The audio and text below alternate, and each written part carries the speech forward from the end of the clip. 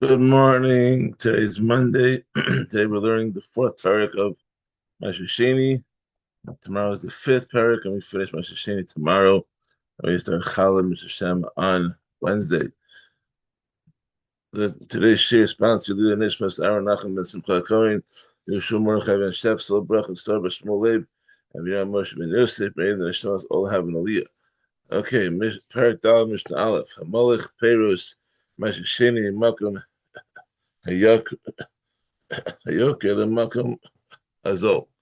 Okay, this parak is going to talk about the redemption process where you're doing the Maaser Sheni produce and exchanging it for money. So if someone takes Maaser Sheni produce from a place where the produce is expensive to a place where it is cheap, um,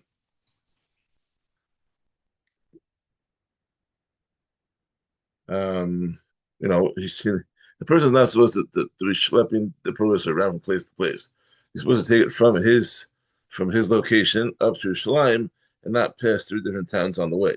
But if he does, so if he goes from a place where the prices are high to a place where the prices are low, oh,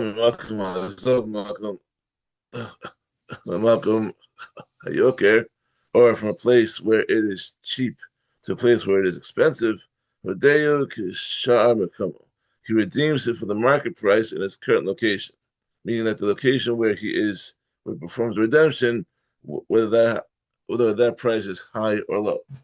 So, I may be paid with year if someone brings Maaser Sheni produce from the threshing floor where it was processed to the city where it will be stored.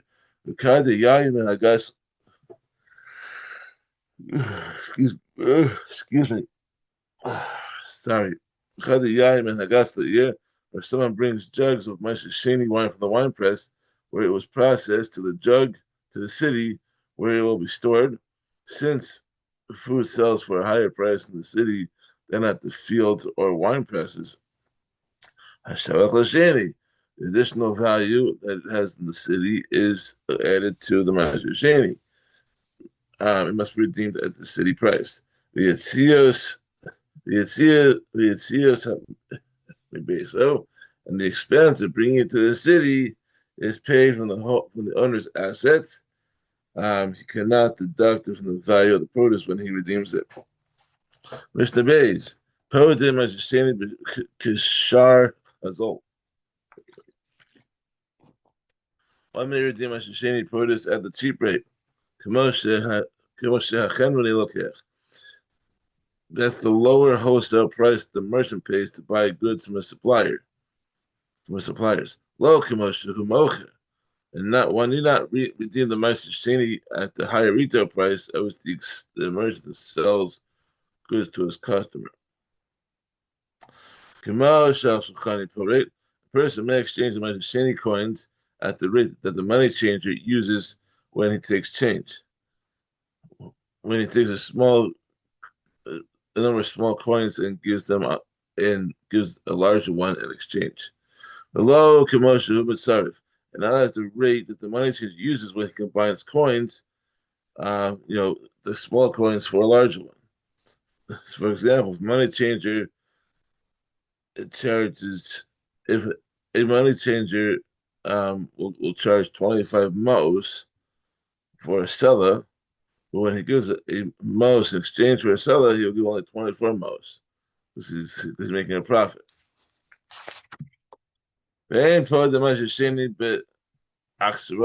One may not redeem Maaser Sheni by estimating its value. If you're doing rather, the produce that is the known value of the market must be redeemed based on the precise assessment of one witness, meaning that the word of a merchant who is familiar with the market price. If you're doing and produce that has no known value in the market, which additional expertise is needed to assess its value, must be redeemed based on the precise assessment of three merchants. Kigon, Hayayin, Shikarim. Examples of items that have no known value are wine that began to sour, the perishir kivu, or fruits that began to rot. Umal or coins that begin to corrode. These have no readily known market value and thus must be assessed by three merchants. Mishnah Gimel, Baal Habayis Omer B'Sela. If an owner says that he will redeem his Maaser Sheni for a seller, V'acher Omer B'Sela, and someone else says that he too will redeem it for a seller, Baal Habayis Code, then the owner has priority to redeem it. B'Fnei Shehu Mosif Chomish, because he adds a fifth to the redemption price. He adds a fifth to the redemption price. So the owner redeems it, more money will end up with Maaser Sheni. Baal Habayis Omer B'Sela, however, if the owner says he will redeem the Maaser Sheni for a seller, V'acher Omer B'Sela Isar, and someone else says that he will redeem it for a seller and an Isar, Eshel seller v'Isar. The one who made the offer of a seller and an Isar has priority to redeem it. Because he adds an Isar to the principal. So although the owner adds a fifth, which is one fifth of a seller, is much more than one Isser, that's only an additional fee, and he might avoid paying it. While the other person will certainly pay the extra Isser because he added to the actual price of the Maaser Sheni. Hapod the Maaser Sheni Shalos, one who redeems his own Maaser Sheni, Mosif Alav Chamishis, adds a fifth to its value. Bein shehu shelo, whether it is produce that was always his. Bein shenitan lo matana, whether it is produce that was given to him as a gift. Mishnah Dalit. Marimin al Maaser Sheni. When I use a trick of Maaser Sheni in order to avoid adding a fifth. Okay, so that's so. Omer Adam know Gadolim. He may say to his adult son or daughter, or to his Hebrew servant or maid servant, here are these coins. The part of the Maaser Sheni is that use these to redeem the Maaser Sheni for yourself. Since the child or servant is redeeming Maaser Sheni that is not his, he doesn't have to add a fifth. But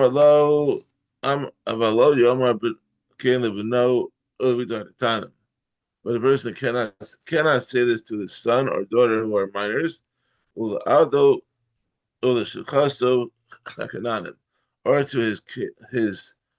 Eved Kanani or his Shikha Kananis, and avoid adding a fifth. If their hand is considered like his hand, meaning that they do not have their own property rights, whatever they acquire belongs to their father or master. Therefore, if they take his money or produce to redeem it, it is as though he himself is redeeming it. Accordingly, a fifth must be added. Mishnah Hey. Haya Omer Begorin, the owner of the purse was standing at the threshing floor, and Biado Maos, and he did not have any coins in his hand with which to perform the task described on the previous Mishnah. He may say to his friend who was with him, this produce is hereby given to you as a gift. He then says to his friend,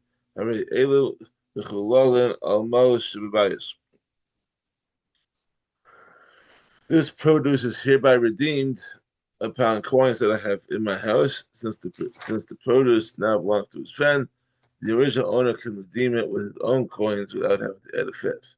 Mishnah Vav. Ma'ashach mimenu ma'aseh b'sela v'lo hispik l'doso ad shama b'shtayim. If a buyer drew Maaser Sheni from the seller when it was worth one seller, and the sale price was set at one seller, but he did not have a chance to redeem it until its price rose. So that is now worth two slime. The redemption price is set at two slime, since that is what it is now worth. No saying low seller. Therefore, the buyer gives the seller a seller as payment. umishtaker b'seller. And the buyer thus gains a seller since he paid one seller for produce that is now worth two slime. But since the redemption price is two slime, the seller that the buyer paid serves only as a partial redemption for the Maaser Sheni, and the buyer must complete the redemption by designating another seller as Maaser Sheni. The first Maaser Sheni seller belongs to the seller. A Maaser Sheni Shalom, and the second Maaser Sheni seller with which the buyer completed the redemption belongs to the buyer. If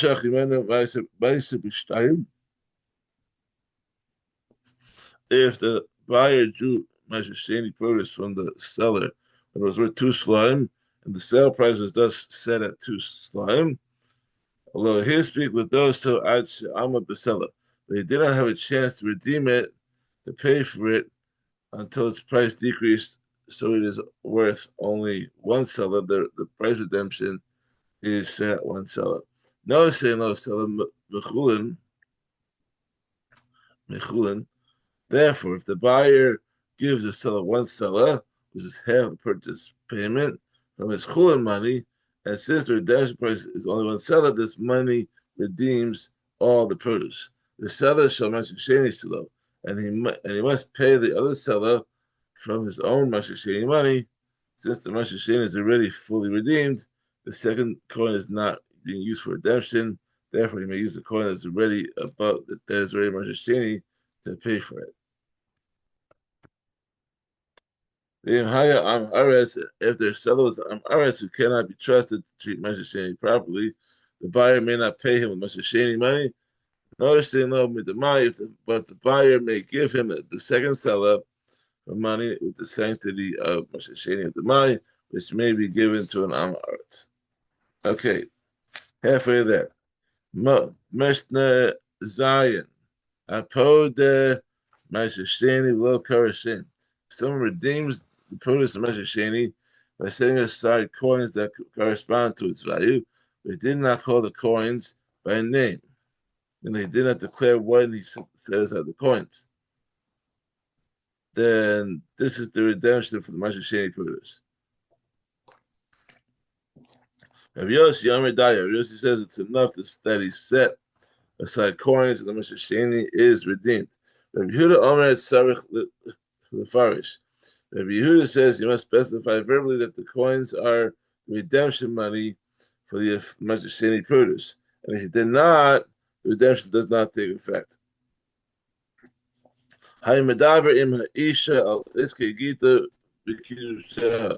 If someone was talking with a woman about the subject of her divorce from him or her marriage to him, so that it was clear that he meant to divorce her or to marry her, the nasan la kita v'kiddusha la perish, and he merely handed her the get, in the case of his wife, or he handed her something that could affect the marriage, but he did not specify verbally this is what you get, or you're hereby betrothed to me.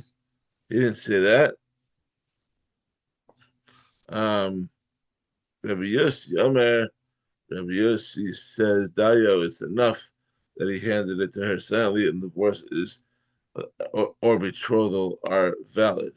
Rabbi Yehuda Omer Sarach Lefarish. Rabbi Yehuda says he must specify verbally that he wants this act to affect a divorce or betrothal, and if he did not, it is not valid. Mishnah Ches. Ameniach Isser. Someone set aside an Isser coin to redeem Maaser Sheni produce onto it. V'achol alav chetzu, and he ate against it some Maaser Sheni fruits have its value. That is, he redeemed half of an Isser's worth of Maaser Sheni onto this coin, so we could leave those fruits outside Yerushalayim. Now the Isser coin is half Maaser Sheni and half unsanctified. He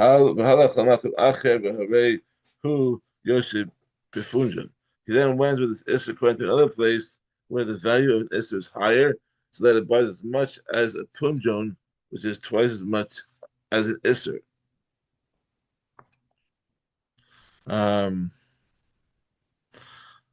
The Mishnah continues. Someone set aside a punjon going to redeem Sheni produce onto it. And he ate against it Sheni fruits or half its value, meaning that he redeemed an Isser's worth of Sheni on this coin so he could eat the produce outside Yerushalayim. Now the punjon coin is half Sheni and half unsanctified.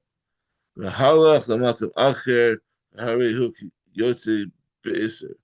He then went with this punjon coin to another place where it buys only as much as it iser.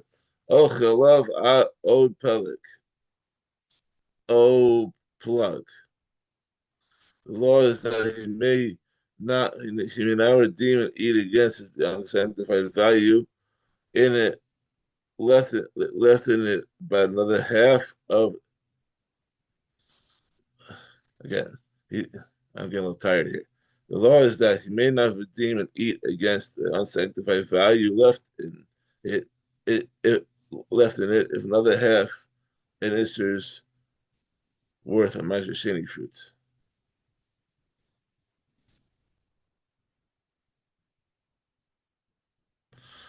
Okay, I'm a little tired. I apologize. Hamaniach Iser shall Sheni. One who sets aside an Iser according to Sheni to deconsecrate it little by little by eating against the corresponding food in Jerusalem. Ocha alav echad eser be'iser. He eats against it until 1/11 of the sanctity is left in the Iser. Echad mimeh be'iser. Or in some cases, until 100th of the sanctity is left in the Iser. At this point, the remaining sanctity in the Iser disappears automatically. Obviously, these two amounts, these different amounts, cannot refer to the same case. Rather, the smaller amount applies in the case of the Iser used to redeem definite Sheni, while the larger amount applies in the case of Iser used to redeem Sheni of Demai. Okay. Bishama says, Hakol Asara, there's no difference between definite Sheni and that Demai. In all cases, where the Sheni is definite or Demai, 1/10 is the point at which the remaining sanctity in the Ish disappears. With Hill Omrim, Hill says it doesn't make a difference. Vadai Achadasar, in the case of definite Sheni, 1/11 is the point at which the remaining kedusha is it disappears. With the Maya Sarah, but in the case of a Maisha Sheni of the Mai, 1/10 is the point at which the remaining kedusha in the Isra disappears. Okay. Call Mr. Tess. Call Hamas Hanifsaim all coins that are found are assumed to be unsanctified because most coins are not sanctified.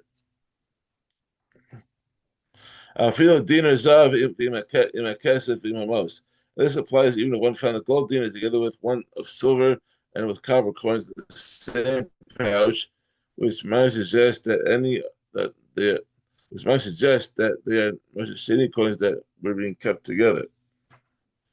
Maaser v'sochen cheresh because of Allah Maaser. But if one found among them in the pouch a piece of pottery with the word Maaser written on it, hare zu Maaser, then it is assumed that these are indeed Maaser Sheni coins. Mr. Yud, Hamotzi Kli, the Chasav Allah Korban. Someone finds a container on which the word Korban is written. Rabbi Yehuda says the law depends on what the container was made of. If it was made of pottery, then it is assumed to be non-sacred, but its contents are assumed to be sacred. But if it was made of metal, which people sometimes sanctify for the temple,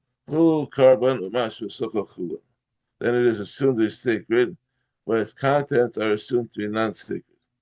The Chacham argue with Yehuda, Amrulo, they said to him, Ein derech adam lach Lihiyos Konsin Korban. It is not usual for people to place non-sacred items into sacred vessels. Therefore, we must treat both the metal container and its contents as sacred.